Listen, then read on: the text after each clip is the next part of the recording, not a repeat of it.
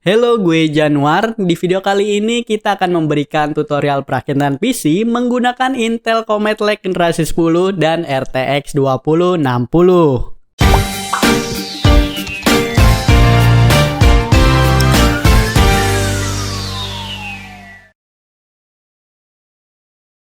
Pada tutorial singkat kali ini kita akan memberikan tips untuk teman-teman semua yang ingin belajar merakit komputer sendiri.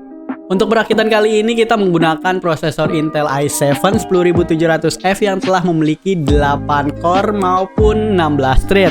Di mana prosesor ini merupakan generasi terbaru dari jajaran Intel generasi 10 yang dirilis pada bulan Mei kemarin, teman-teman. Tidak lupa kita mengkombinasikan dengan Gigabyte RTX 2060 WindForce OC yang akan memberikan performa gaming maupun rendering untuk kebutuhan kalian.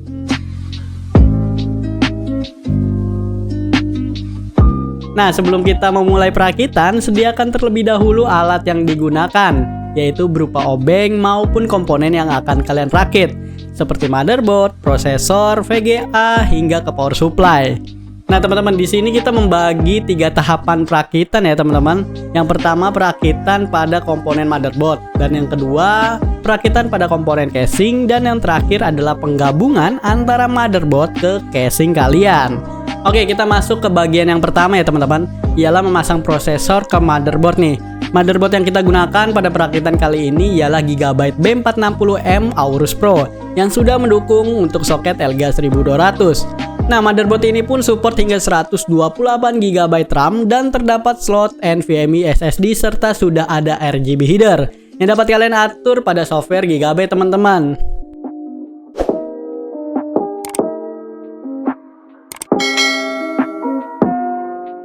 Nah, saat pemasangan kalian harus perhatikan ya pada bagian pojok prosesornya. Di sana terdapat sebuah bentuk segitiga berwarna emas dan kalian cocokkan dengan posisi yang ada pada soket mobile kalian. Jangan sampai terbalik, teman-teman, karena akan membuat bengkok pin dan tentunya akan merusak prosesor kalian. Nah, kalian nggak mau dong akhirnya prosesor yang kalian beli mahal-mahal terbuang sia-sia.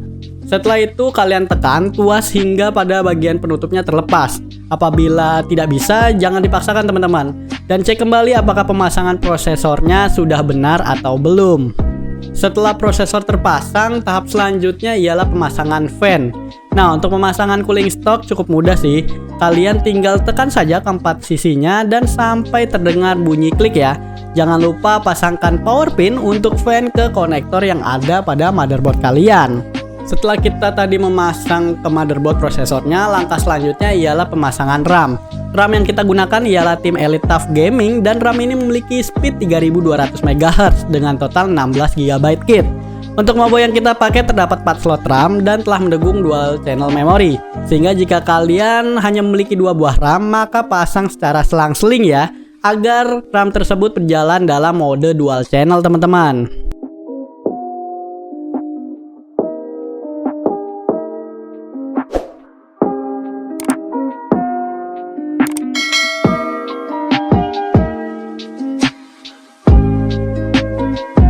Nah, setelah kalian pasang RAM, apabila kalian menggunakan NVMe SSD, maka letakkan SSD tersebut di soket yang ada pada motherboard. Jangan lupa untuk dibaut agar NVMe SSD kalian tidak lepas, teman-teman. Setelah kita menyelesaikan tahap perakitan pada motherboard, mari kita menuju ke tahap yang kedua ya, yaitu pemasangan komponen fan casing maupun power supply pada casing kalian. Casing yang kita gunakan kali ini ialah Tecware Nexus M. Casing ini berukuran MATX, jadi buat kalian yang ingin membuat setup PC yang tidak terlalu besar dan diletakkan di atas meja, menurut gue sih casing ini sudah cocok banget sih. Ditambah casing ini juga sudah terdapat PSU cover maupun juga side tempered glass yang cocok untuk memamerkan isi komponen dari PC kalian.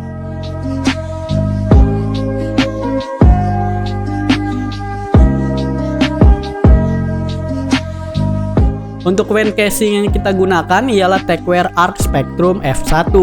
Di video sebelumnya kita sudah mengulas dari seri Arc Spectrum F3.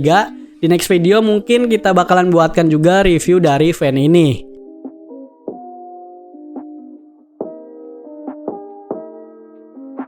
Hal selanjutnya yang kita lakukan adalah pemasangan fan ke casing PC kalian.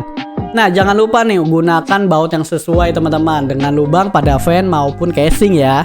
Setelah terpasang, jangan lupa untuk merapikan kabel-kabel fan case ke samping casing. Dan juga karena ini fan ARGB, maka colokkan setiap fan ke adaptor.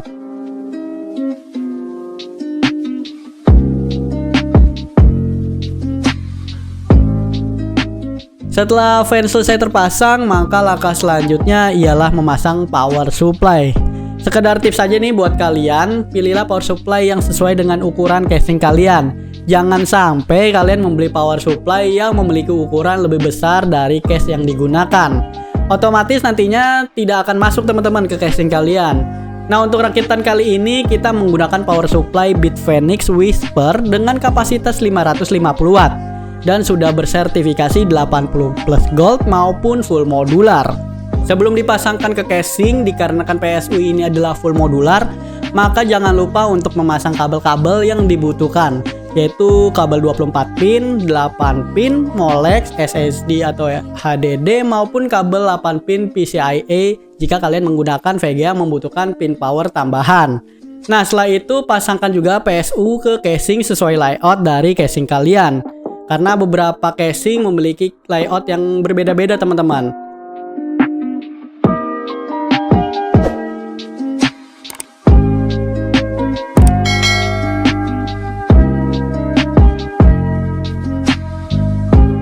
Nah, ini adalah tahapan terakhir dari perakitan ini, ialah memasangkan komponen motherboard dan VGA ke casing kalian.